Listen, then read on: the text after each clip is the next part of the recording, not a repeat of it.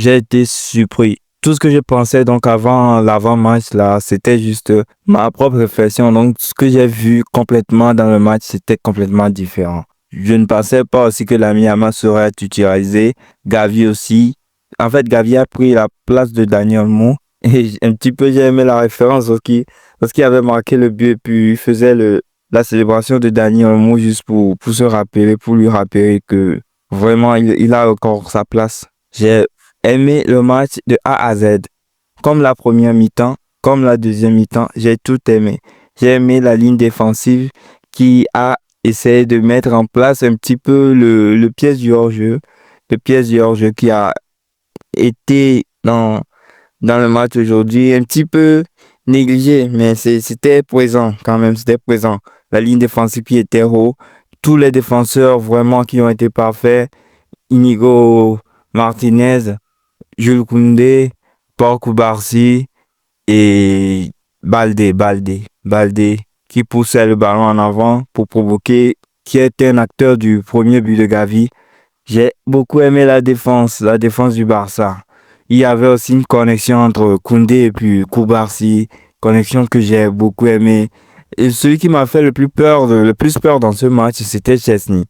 Chesney qui sortait beaucoup, Chesney qui voulait dribbler les défenseurs, bien les attaquants de Bilbao, ces attaquants un peu agressifs, un peu rapides et dynamiques, ils voulaient les dribbler, ils voulaient un peu, il était un peu trop confiant. Chesney était un peu trop à l'aise dans ce match. Il faisait des sorties, il m'a fait beaucoup peur, il m'a fait beaucoup peur. Mais quand même, j'ai beaucoup aimé la connexion avec les défenseurs qu'il avait avec les défenseurs. Il avait confiance en eux. Les défenseurs aussi en retour avaient confiance en lui. Il faisait des distributions. Vraiment, on sentait vraiment qu'il y avait de la confiance au niveau du goal. Au niveau du goal et de Chesney. Au niveau du pivot, Pedri Casado, rien à dire. Ils ont été tous les deux parfaits. Pedri aussi qui resserrait un petit peu le milieu et puis qui était un petit peu un pont entre le milieu et l'attaque. Casado qui a un petit peu un aspect agressif, un aspect défensif, qui a fait un tacle que j'ai beaucoup aimé. On repasse maintenant à la ligne de front. On repasse vers nos buteurs, nos attaquants, ceux qu'on a vu les plus briller dans ce match. Je parle bien sûr de Lamine Yamal. Lamine Yamal, j'aime vraiment ce joueur parce qu'il est polyvalent. Tu le mets partout sur le terrain, il te sort un match impeccable. Il se replie lorsqu'il sent que la défense est un petit peu en danger. D'ailleurs, s'est replié. J'ai vu un de ses replis qui a été parfait. J'ai vu aussi qu'il faisait beaucoup de dribbles. J'ai peur lorsqu'il fait cette dribble-là. J'ai peur pour lui parce que à chaque moment, il peut se prendre des coups. Lorsque tu fais aussi beaucoup de dribbles comme ça, faut t'attendre à ce que tu prennes des tacles, tu prennes des coups, tu te blesses. J'ai un petit peu peur lorsqu'il fait cette dribble-là. Mais il a marqué un but magnifique. Il a fait une petite roulette, un petit crochet comme ça. Et puis, il est parti tout en tirant du côté droit du gardien.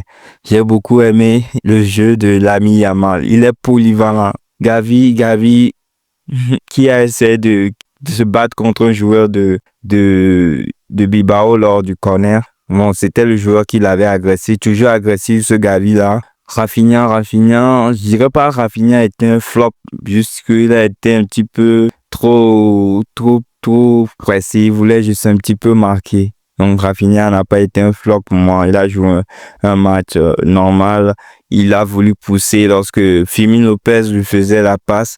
Il a poussé un petit peu le ballon, sauf que le gardien était sorti, il n'avait pas vu. Il aurait juste pu le mettre peut-être un petit peu avant de penser à pouvoir le pousser, mais il n'a pas pu marquer malheureusement. Mais il a fait un match normal. Celui qui m'a un peu désespéré, c'est Lewandowski. À un moment, je pense qu'il faut qu'on le change, Lewandowski, parce que il a été inutile du début jusqu'à la fin. Il a été inutile. Lorsqu'il était sorti même, c'était un petit peu la joie dans mon cœur. Tout ce que j'ai à dire pour ce match, pour ce qui va suivre, on ne sait pas encore si on va jouer contre le Real, contre Mallorca. Le destin va en décider si on joue contre le Real pour la finale. Ben, on aura encore une occasion de nous venger de nos voisins si on joue contre Mallorca. c'est gagné d'avance, hein, je vais pas vous mentir. Et on attend encore les matchs de Champions League. On attend les matchs de Super Coupe, les quarts de finale de la Super Coupe d'Espagne, de la Coupe du Roi. On attend la finale et on continue pour chercher la première place de la Liga. On est à la troisième place, on est un petit peu en bas, mais il y a encore de l'espoir. Tant que la Ligue n'est pas finie, on peut toujours monter. Donc, c'est tout ce que j'ai à dire. On se retrouve dans la semaine pour les actualités en général du football ou pour parler du Barça. On ne sait jamais qui peut avoir une nouvelle. On se retrouve après. À plus.